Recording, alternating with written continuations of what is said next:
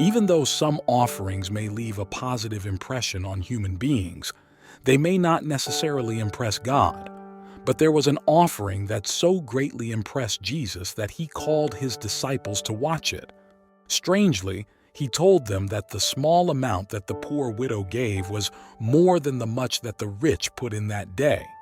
Was Jesus promoting small offerings as an ideal, or did he have something else in mind? One thing is sure, God is not impressed by the quantity or large amounts that may be donated. Otherwise, Jesus would have commended those big temple donors. But he was not impressed by their large offerings.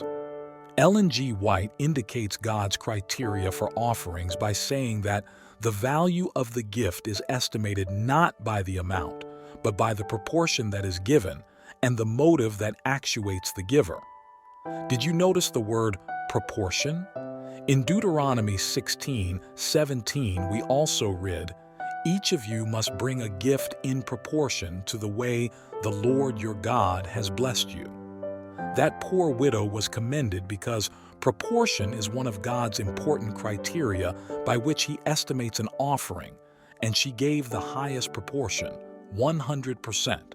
As George Miller said, God judges what we give by what we keep, and she did not retain anything but decided to live by faith, trusting that God would provide for her in his goodness and power. Now, how do we decide how much we give as offering? While the tithe proportion cannot be altered, we may ask the Spirit to lead us in determining the percentage of our income that we will return to God as offerings. That percentage may be increased and will reveal how big our affection, trust, and gratitude are toward Him.